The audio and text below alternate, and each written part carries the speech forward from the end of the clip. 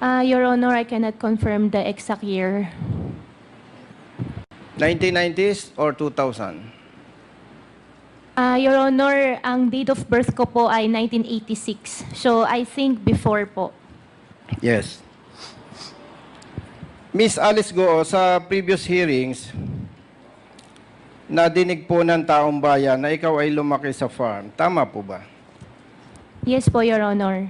Okay. Mr. Chair, narito po ba ang Vice Mayor ng Bambantarlac? Pwede po ba? Yeah, acting mayor. And he was here earlier. Si Mayor.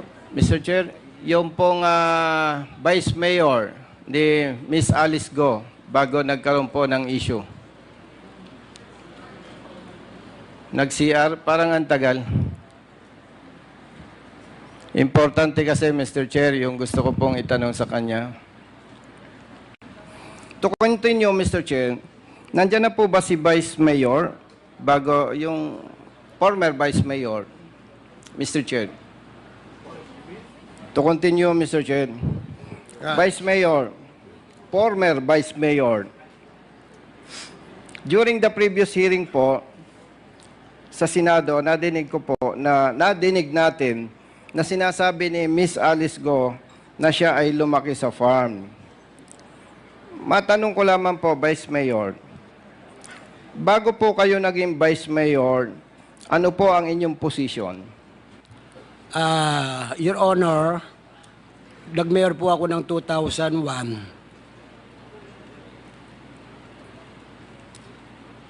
2001. Ilang years po kayong naging mayor ng Bambantarlac?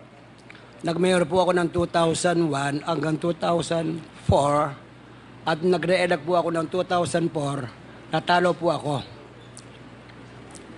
Ngayon po, after na natalo ako, na bumalik po ako ng 2007, nanalo naman po ako ulit ng mayor up to 2013 po. So, ibig sabihin po, naging public official kayo since 2001. Tama po? Opo. O presidente ng Bambantarlac? Yes, Your Honor. Balikan ko lamang po, yung sinasabi ni Miss Alice Goo na siya ay laki sa farm. Sa pagkakaalam po ba niya, ninyo, bilang matagal ng government official ng Bambantarlac, nagsasabi po ba siya ng totoo o hindi? Ang pagkaalam ko po, matagal na po sa Bamban. Noong 2001 po, pinuntan ako sa opisina na nag-request po siya ng permit sa kanyang piggery. Dahil nagkaroon po siya ng piggery doon sa Bamban, na nakabili siyang lupa doon noong 2001. Kaya po, nag-request po siyang permit sa akin. So, binigyan ko naman po. Linawin ko lamang po, Vice Mayor. Sino po ba ang tinutukoy mong siya? Si Miss Alice Goo o yung tatay niya? Si Alice Goo po. Ano pong taon yan? Way back po, kung di ko magkamali, 2001. 2001.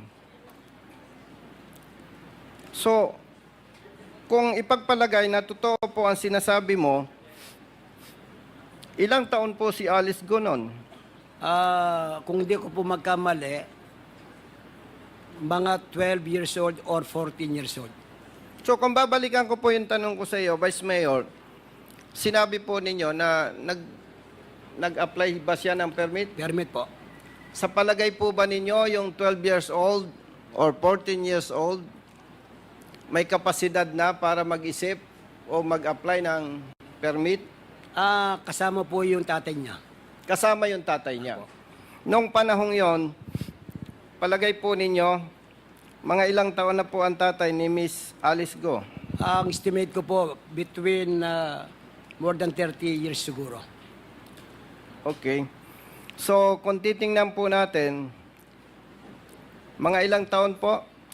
Mga 30 years or something 40 years, ganun po, ang aking estimate na edad. Ibig sabihin po, naniniwala ka na talagang si Miss Alice Go ay nung edad na yon ay nandun na sa kanilang farm. Nandun na po siya. At nabanggit po ninyo na nag-secure ang tatay niya, sila o sino man, nag-secure ng permit, nag-apply. Tama po? Opo, Your Honor. Mr. Chair, Vice Mayor, dahil nag-issue ka ng business permit or permit para sa kanilang piggery, sa pagkakaalam po ninyo, kaya pa nating makakuha ng ebidensya na totoo yung inyong sinasabi? Meron po sa opisina po. So, ibig sabihin po, naniniwala kayo na si Miss Alice Go lumaki sa farm? Naniniwala po ako dahil kasi nung pong 2000, nung nakaraan na eleksyon po, na na ako po yung naging vice mayor niya.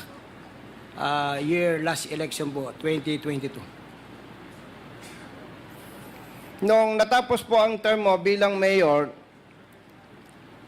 at partikular itong tumakbo kang vice mayor, si Miss Alice Go ba kasama po ninyo sa partido?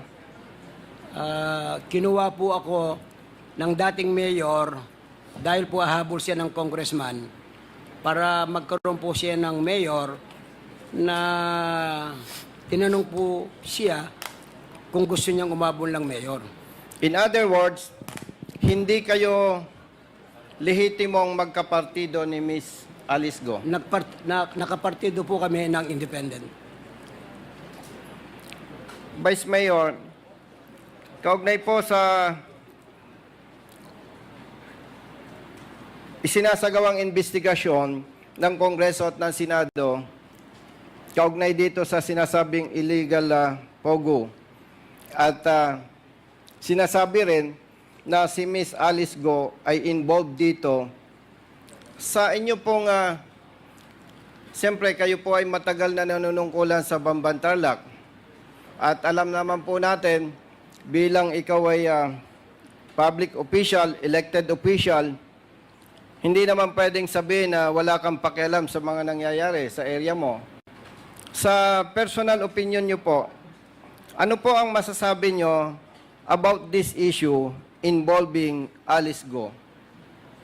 Ang masasabi ko lang po, yung pogo na po yan, ang pagkaalam ko po, kaya nabigyan po namin ng letter no objection po dahil ang pagkaalam ko po na legal po ang pogo. Dahil po ang pogo makakapagbigay ng additional revenue tax at employment po sa aming bayan.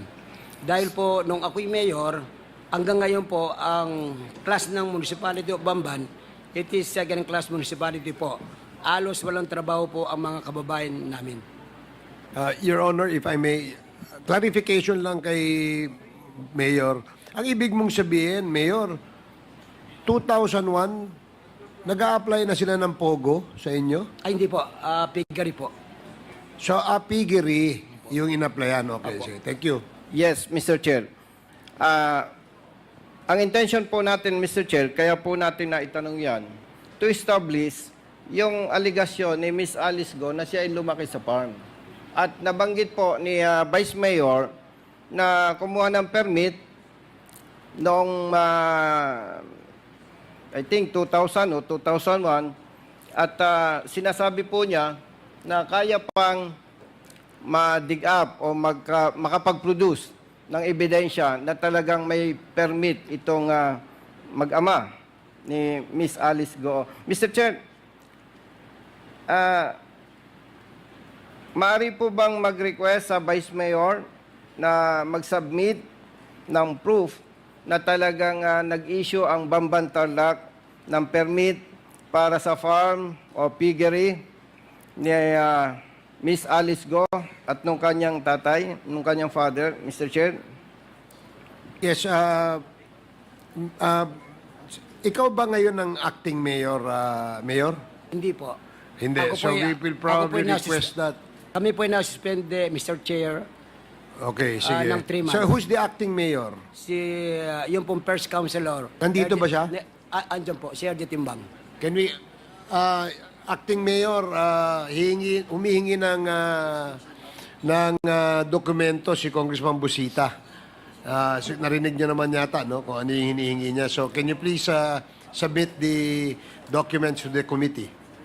Salamat po. Thank you, Mr. Chair.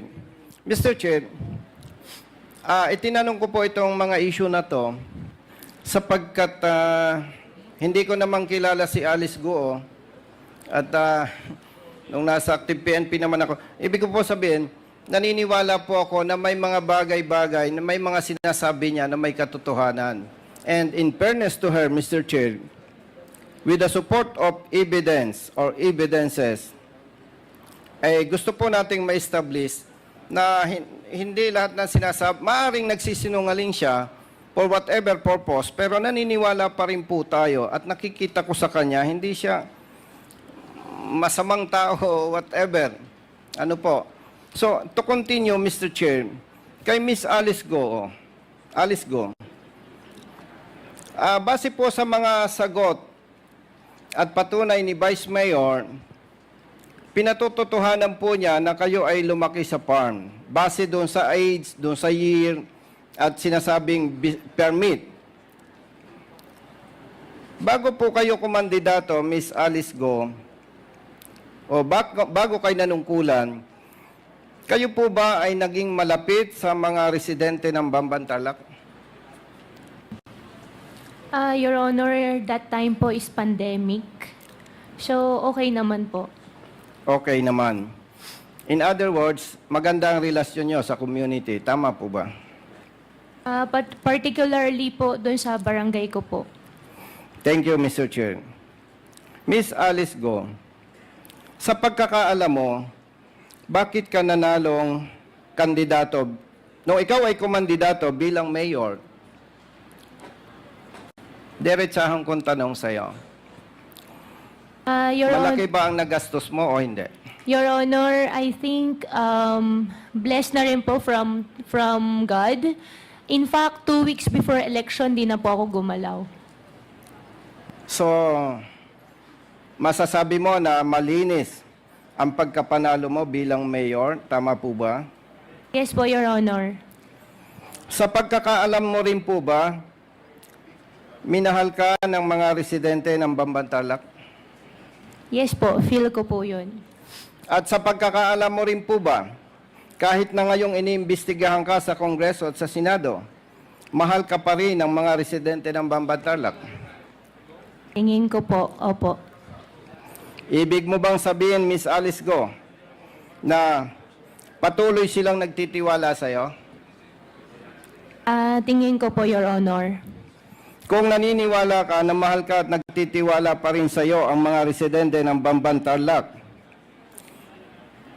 nais mo bang manatili na sila ay may respeto, may tiwala at pagmamahal sa iyo? Opo, Your Honor. Naniniwala ka ba, Miss Alice Go, na sa opinion ko lang, mapapanatili mo ang respeto, tiwala at pagmamahal sa iyo ng mga residente ng Tarlac kung magiging matapat ka sa pagsagot sa investigasyon na ginagawa ng Kongreso? Opo, Your Honor. Ibig mo sabihin, may mga tatanong ako sa iyo, follow-up questions, na willing kang sagutin on behalf of your constituents from Bambantarlac. Tama po ba? Opo, Your Honor. Basta yung hindi lang po ako sasagot na may incriminate my own self po. Yes, I understand, Miss Alice Go. Matagal na po kayong engaged sa business, tama po? Opo. At nanungkulan kayo bilang mayor, tama po? Opo. Dahil matagal na po kayo sa business at nanungkulan bilang mayor, kayo po ba, maliban sa Chief of Police ng Bambantarlac, may nakaharap ba kayo na PNP officers? Yes or no? Yes po. Yes. Kung i-imagine po ninyo, you as mayor, hindi naman lalapit sa iyo yung patrolman or sergeant. Tama po ba? Your Honor, meron din po, patrolman. Yes, pero yung assigned sa Bamban, tama po. Opo. Yes. Pero yung police personnel from other units, kung maalala nyo po, may mga nakaharap na kayo, tama po. Your Honor, pag may nagka-courtesy call po sa office po. Courtesy call for what purpose? Nagpapakilala po, bilang ako po yung mayor, nagpapakilala din po sila na sila po yung kasama po natin sa serbisyo. Ano po yon? Siyempre, yung chief of police, naturalmente, magko-courtesy call sa'yo. Aside from chief of police, sino po ang PNP official na natatandaan mo na nag-courtesy call na po sa inyo bilang mayor? Matandaan ko po, nakapag-visit na po sa office po, PD po. Provincial Director. Sino po ang Provincial Director na tinutukoy mo? Yung ngayon po na PD, I forgot the name po. Okay. Sa pagkakaalam mo po, ilang Provincial Director na nag-courtesy call po sa inyo? Hindi ko na po, wala pa ako masyado maalala po eh. Okay, kung hindi po ninyo maalala po ba ninyo more or less ilan ang senior officers ng PNP na nag-courtesy call na sa inyo?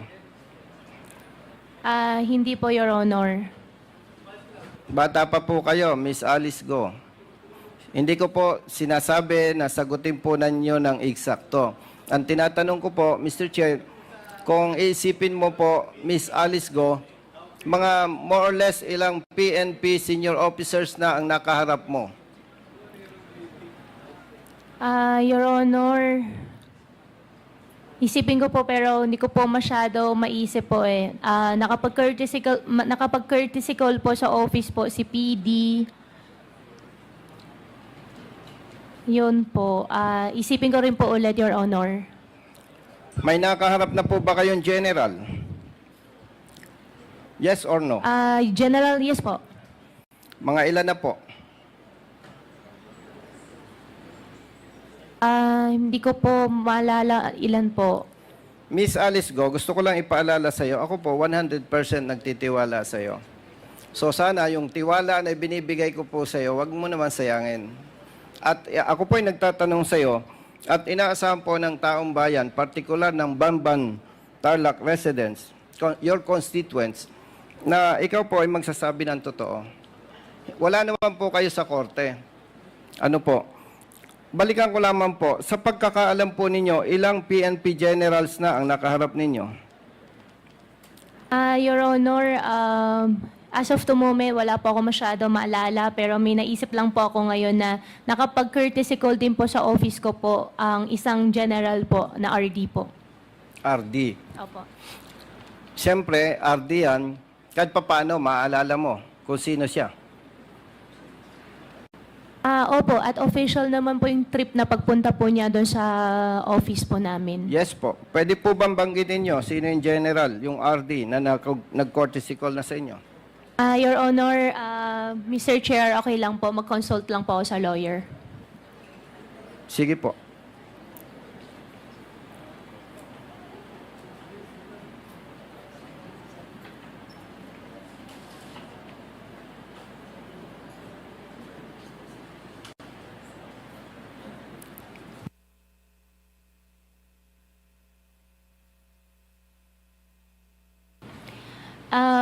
Mr. Chair, Your Honor, okay lang po ba sulat ko po sa paper, padala ko po sa inyo para walang pong ibang issue po na mai-involve po. Sige po. Opo. I-submit po natin sa Honorable Committee. Pakisulat Opo. po. Opo. Yes. To continue, Mr. Chair. Nabanggit po tama po ba yung nadinig ko o yung napabalita na sinasabi mo na mayroon po kayong death threat? Tama po? Yes po. Yes. At ako po'y naniniwala na sa kalagayan mo ay totoo ang iyong sinasabi, Miss Alice Go. Sa kalagayan po ba ninyo ngayon at kayo ay nakadetain sa PNP Custodial Center, ano po ba ang pakiramdam ninyo? Safe kayo? O may gusto pa kayong hilingin na baka mapagbibigyan ng committee. Sa ngayon po, dahil po nakadetain po, mahirap po talaga nakadetained. Gusto ko na lang din po matapos po lahat at para makapagpiyansa po. Ang tanong ko po, Miss Alice Go, inamin po ninyo na kayo ay may death threat. Opo. Ang tanong ko po, feeling safe po ba kayo sa PNP Custodial Center? Opo. Okay, very good. Yun lamang po, Mr. Chair. Maraming salamat po, Miss Alice Go. Salamat po. Ito po yung name. Thank you, Congressman. Pakisubmit na lang po. Thank you, Congressman Busita. Ang tanong po, Mr. Chair, alam po ba ni Yusek Gilbert Cruz bilang head ng PAOK?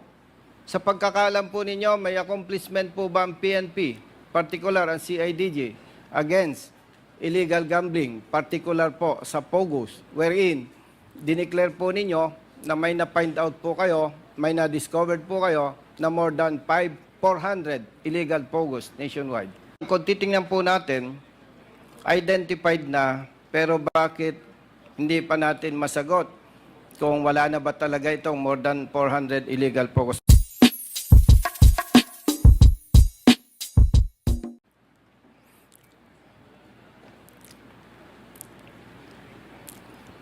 Yusek Gilbert Cruz, sir. Kasama po ba kayo sa raid, yung PAOK? Kasama po ba sa raid na ginawa sa Bamban Tarlac? Tama po ba? Yes, Your Honor. Sa raid na isinagawa po ninyo, may nakuha po ba kayong CCTV o wala? Meron po kaming nakuha sa Bamban, sir. Thank you, Mr. Chair. Kung may nakuha po kayong CCTV, expectedly, mayroong CCTV footages dyan. Tama po ba? Yes, Your Honor. Sino po, Mr. Chair, ang may hawak ng CCTV and CCTV footages na nakuha sa Pogo Hub, Bamban Tarlac, Mr. Chair? I think it's in the possession of MIG, Armed Forces of the Philippines, sir. Mr. Chair, pwede po bang ma-request na may submit ng MIG Yes, sir. yung pong CCTV footage, CCTV and CCTV footage na na-recover po sa Pogo Hub ng Bamban Tarlac, Mr. Chair? Yes, we will direct the Secretariat to coordinate with MIG of the Armed Forces of the Philippines with regards to the request of Congressman Busita. Comsec? Thank you, Mr. Chair. To continue, Mr. Chair, Yusek Gilbert Cruz, sir. Kasama po ba ang PAOK sa operation na ginawa sa Porac, Pampanga? Yes, Your Honor. Yes, thank you. Meron din po bang CCTV and CCTV footages na nakuha doon? As I can remember, meron po, sir. Nasaan po yon, Mr. Chair? I think it's in the possession of the CIDG na kasama namin, sir, during the raid. Mr. Chair, pwede po bang ma-request from CIDG, PNP to submit CCTV and CCTV footages na nakuha po sa operation against Pogo, illegal Pogo sa Porac, Pampanga, Mr. Chair? The Secretariat is directed to coordinate with CIDG and request CCTV, Congressman Busita, the CCTV in the raid made at the Porac, Pampanga, Pogo. To include CCTV footages, Mr. Chair, pwede po kasing na-retract na yon, pwedeng wala na doon, pero meron CCTV footages, Mr. Chair, if I may. Yes, Comsec, please take note of the request of Congressman Busita. To continue, Mr. Chair, since na-discover po ng PAOK na there are more than 400 illegal POGOs nationwide. Tama po ba? Meron ganon? Diba? Tama po, Mr. Chair? That's more or less right now, Your Honor. Yes. dahil wala po tayong representative from CIDG, Mr. Chair. Alam ko po, mayroong anti-illegal gamblings na ini-implement ang PNP. Ang tanong po, Mr. Chair, alam po ba ni Yusek Gilbert Cruz bilang head ng PAOK? Sa pagkakaalam po ninyo, may accomplishment po ba ang PNP, particular ang CIDG, against illegal gambling, particular po sa POGOs, wherein dineclare po ninyo na may na-find out po kayo, may na-discovered po kayo na more than 400 illegal POGOs nationwide. The intel list was given in one of our meetings with SILG, and I think it was turned over to the PNP. And with those lists na nandun, sir, they created this task force skimmer for the particular purpose of itong anti-illegal pogo, sir, para paghuhulihin itong mga illegal pogo. And as far as the accomplishment, sir, ang pagkakaalam ko, sir, at least meron na yata silang 4 na hinuli, but hindi ko lang alam, sir, kung ano yung mga naging resulta. Thank you, Mr. Chair. Mr. Chair, nabanggit po ni Yusek Gilbert Cruz na sa pagkakaalam niya, merong 4 na accomplishment ang PNP, anti-illegal gambling, particular sa illegal POGOs. Di po ba identified na yung location at complete address nitong reported illegal POGOs? Tama po ba, Yusek Gilbert Cruz, sir? Yes, sir. The info submitted, that's to include the address, the Google Maps, and the exact location of the POGO or POGO sites. Mr. Chair, pwede po bang madirect ang PNP to submit report? Ano na po ang status nito? At least kung na-verify nila, kung wala na itong mga illegal POGOs doon sa submitted report po ng PAOK, Mr. Chair? Your Honor, I think PAGCOR should know and can perhaps reply to your query. PAGCOR. Your Honor, for the list of the illegal or legal IGL. PAGCOR, sir, meron pong reported illegal POGOs nationwide, which is more than 400. And according to Yusek Gilbert Cruz, as far as he knows, meron na pong 4 na accomplishment ang PNP out of more than 400. Ang tanong po, Mr. Chair, alam po ba ng PAGCOR, ano na po ang status nito? Nitong more than 400 illegal POGOs? Nandiyan pa rin po ba sila? Or ano po ba? Sir, let me get some clarification lang po. Yung list po ba ng 400 na sinasabi natin is yung mga canceled namin na dating licensee na pwedeng nag-ooperate pa? Yun po ba yung binabanggit nating listahan, Your Honor? No, Mr. Chair. We are talking of illegal POGOs reported by PAOK. More than 400 po ito. So, I think, Mr. Chair, with respect to PAGCOR, parang mahihirapan po silang sumagot dahil sila po ay nakapokus lamang sa legal, sa may license. And ang nakikita ko po dito talaga, Mr. Chair, concern ito ng PNP. And they are required to conduct operations against illegal drugs, illegal gamblings. So parang kung titingnan po natin, identified na, pero bakit hindi pa natin masagot kung wala na ba talaga itong more than 400 illegal POGOs. Anyway, Mr. Chair, in the interest of time, if I may continue, by the way, sir, before I continue, pwede po bang i-reiterate ko mag-submit ang PNP ng report as far as these illegal POGOs are concerned, Mr. Chair? Okay, so PNP, please submit. to the Secretariat the requested document by Congressman Busita. To continue, Mr. Chair, Yusek Gilbert Cruz, being retired police general, dito po sa ginagawa nating investigation sa Kongreso at sa Senado, na kung saan ang taong bayan ay may pagdududa na may mga kasama tayong PNP personnel na involved dito sa illegal POGOs na ating iniimbestigahan ngayon. Ano po ang nakikita niyong epekto nito sa PNP?